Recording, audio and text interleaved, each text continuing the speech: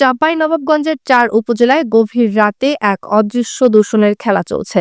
স্থানীয়দের অভিযোগ, প্রতিদিন রাতে পোল্ট্রি ফার্মের লোকেরা ট্রাক ভর্তি মুরগির বিষ্ঠা ও অন্যান্য বর্জ্য ফেলে যাচ্ছে।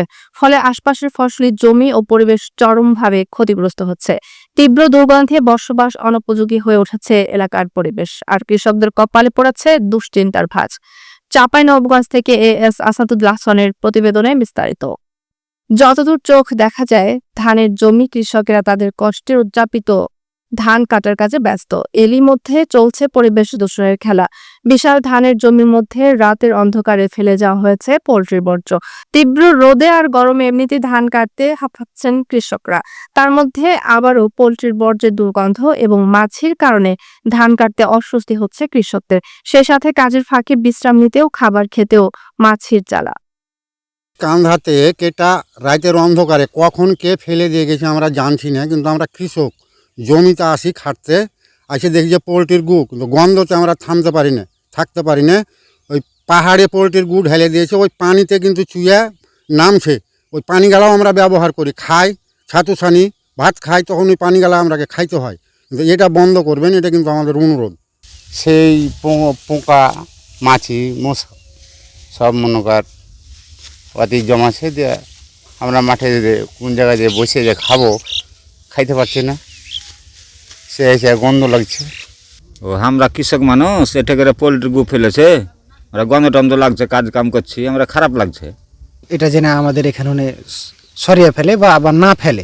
জেলার গোমস্তাপুর উপজেলার মাজাহাটি এলাকায় শিবগঞ্জ উপজেলার দাইপুকুরিয়া ইউনিয়নের বারেক বাজার, দানিয়ালগাছি, গ্যারুলি বিল, নাচলের কাতলা কান্দুর বিল এবং সদর উপজেলার প্রধান কৃষি অঞ্চল ঝিলিম ও তার আশেপাশের ইউনিয়নের অবস্থা। বিলের পাশে বিশাল জায়গায় ফেলা হয়েছে পোল্ট্রির বর্জ্য, ছড়াচ্ছে এলাকায় দুর্গন্ধ। সেই সাথে মাছি, পোকার জন্ম নিয়েছে। পাশে আমের বাগান থাকায় আমেরও ক্ষতি হচ্ছে। এই যে আম আছে, এই পোলট্রির গু ফেলাতে আম ব্যাপক নষ্ট হয়ে যাবে। বাড়ি ঘরে কেউ থাকতে পারছে না, খাইদু ওর গন্ধ পেয়ে খাইদু উঠছে না মেয়ে ছেলে পেরে। আর আম ব্যাপক এই সব আম নষ্ট হয়ে যায়, মানুষের কঠিন অসুবিধা আসছে এই জায়গাতে। রাত 2টার দিকে এসে ফেলে যাচ্ছে, তো আমরা তো কেউ জানতে পারি না। আর গন্ধতে মাছি পোকা ব্যাপক যে বাড়ি ঘরে যা বিছিয়ে যাচ্ছে। আপনার ছোট বাচ্চা লেখাপড়া আপনার অসুবিধা হয়েছে। যখন আমরা বাগানে চোখ পেরে পাটি পেরে বসছি, তখন এই মাছি যেয়ে ওই বাচ্চাদের বিরক্ত করছে।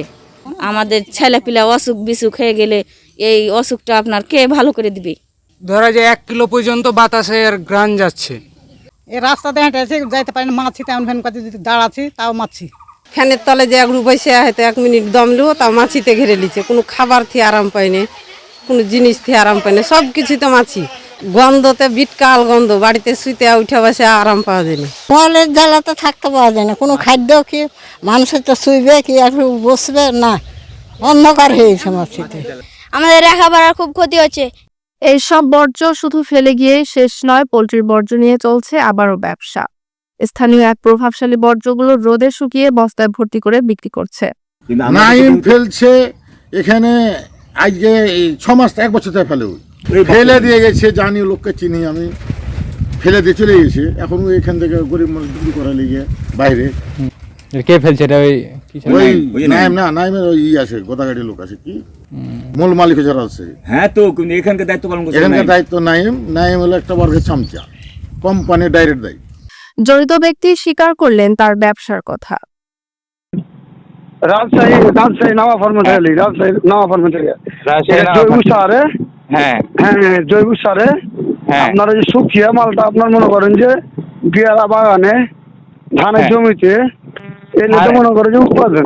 ধানের জমি আলাদা ক্ষিপ্ত, আপনি কখন রাত্রে অন্ধকারে ফেলে যাচ্ছেন, গভীর রাত্রে, রাত 2-3টার সময়, সব জায়গাতেই ভাই করেছে, সব জায়গাতেই ভাই আপনি গভীর রাত্রে ফেলে যাচ্ছেন।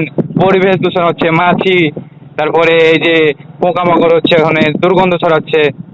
এগুলো তো এখন তো মাঠের ভিতরে মালটা ফেলি না ভাই, ওই যে জমিতে দুবারি মাল লেছি এমনি মানুষকে ফেলেছি।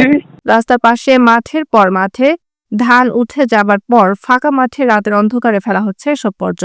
রাজশাহীর নাবা ফার্ম লিমিটেড নামে একটি বড় প্রতিষ্ঠান এসব বর্জ্য ফেলে পরিবেশ দূষণ করছে বলে অভিযোগ উঠেছে। আর চাঁপাইনবাবগঞ্জে এজেন্ট হিসেবে কাজ করছে গোমস্তাপুর উপজেলার হোগলা নয়াদিয়ারি এলাকার নাইম আলী। স্থানীয় সরকার আইন 2009 এর ধারা 59 অনুসারে ইউনিয়ন পরিষদের দায়িত্ব হচ্ছে পরিবেশ রক্ষা করা, অথচ ইউনিয়ন পরিষদের এই জনপ্রতিনিধি জানান তিনি কিছুই জানেন না। ক্যামেরার সামনে কথা বলতেও রয়েছে তার অস্বস্তি। আমি জানি এটা, কিন্তু আমার গ্রহণযোগ্যতা মতো সংবাদিত নাই আমার কাছে।